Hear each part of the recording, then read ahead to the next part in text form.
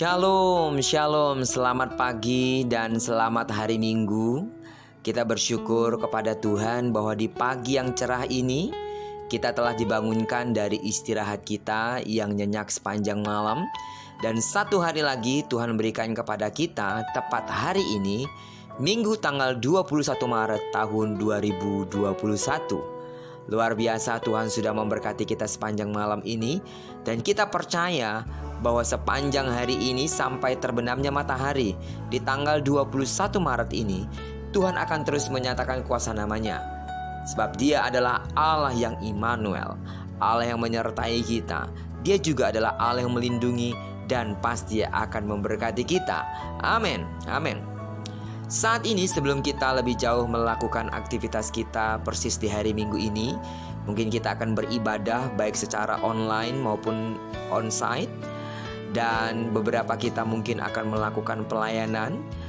Namun sebelum kita melakukan semua itu, mari kita sama-sama kembali meneduhkan hati kita untuk merenungkan firman Tuhan yang datang sebagai pedoman dan pelita hidup kita, yang akan kita ambil tetap dari pembacaan Alkitab 50 hari bersama kitab Kejadian.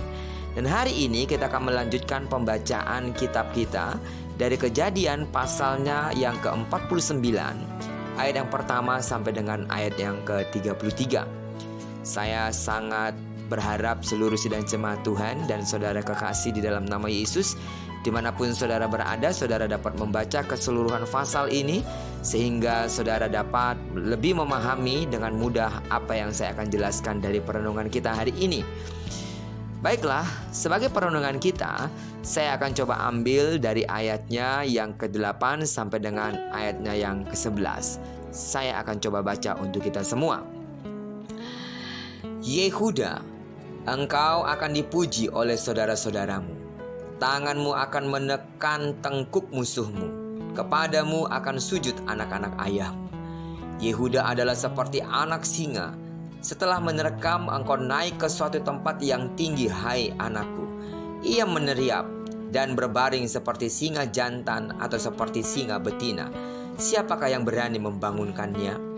Tongkat kerajaan tidak akan beranjak dari Yehuda, ataupun lambang pemerintahan dari antara kakinya, sampai dia datang yang berhak atasnya, maka kepadanya akan takluk bangsa-bangsa. Ia akan menambatkan keledainya pada pohon anggur, dan anak keledainya pada pohon anggur pilihan. Ia akan mencuci pakaiannya dengan anggur dan bajunya dengan darah buah anggur. Saudara, keseluruhan pasal 49 ini berisi ucapan berkat yang disampaikan Yakub kepada anak-anaknya. Jika saudara teliti memperhatikan setiap ucapan berkat yang diucapkan untuk Ruben, Simeon, dan Lewi, sesungguhnya mereka mendapatkan teguran terhadap dosa-dosa mereka pada masa lalunya. Lalu mengapa Yehuda menerima berkat yang lebih besar meskipun kita tahu bahwa Yehuda pernah melakukan kesalahan dan dosa juga? Ternyata ada perbedaan yang sangat signifikan antara Yehuda dan Ruben.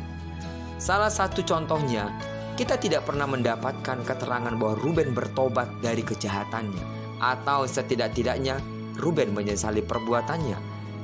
Tetapi Yehuda mengakui dosa dan pelanggarannya dan tidak mengulanginya lagi. Kejadian 38 ayat 26 mencatat bahwa ketika ia kedapatan ternyata tidur dengan menantunya, Yehuda memeriksa barang-barang itu lalu berkata, "Bukan aku, tetapi perempuan itulah yang benar.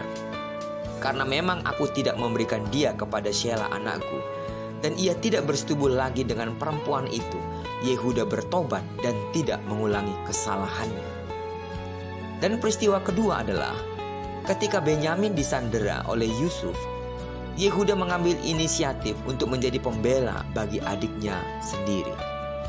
Pelajaran penting yang dapat kita ambil pada hari ini adalah pertobatan membawa berkat.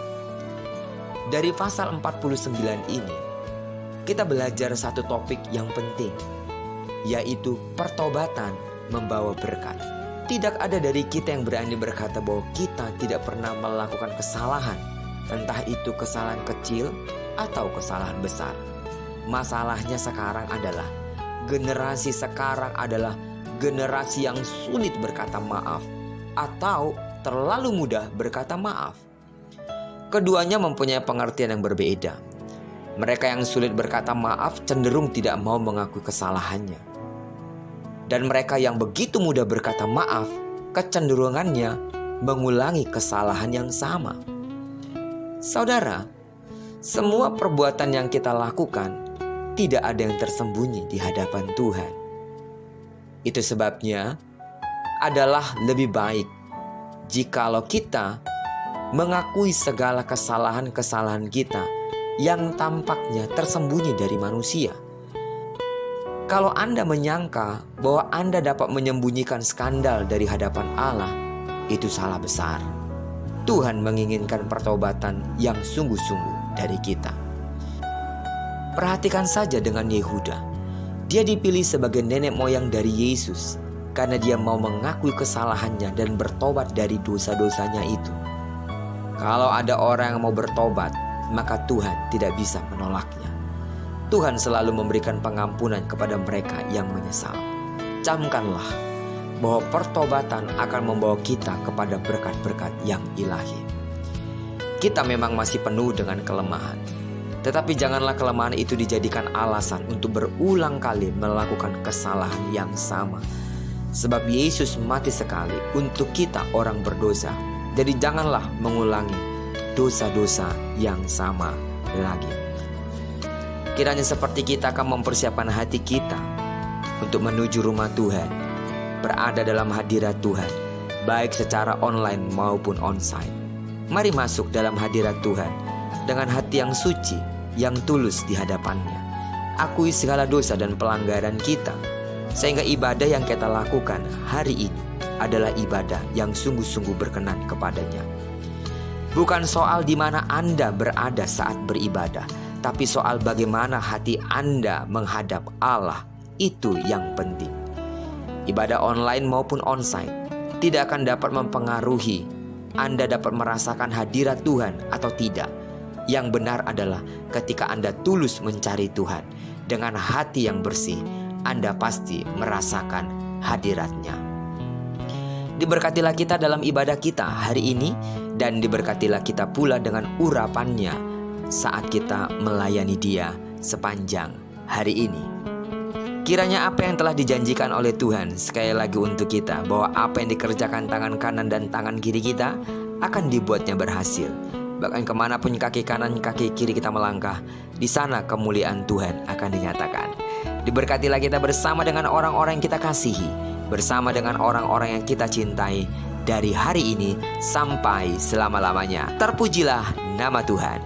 Shalom, selamat hari Minggu. Amin.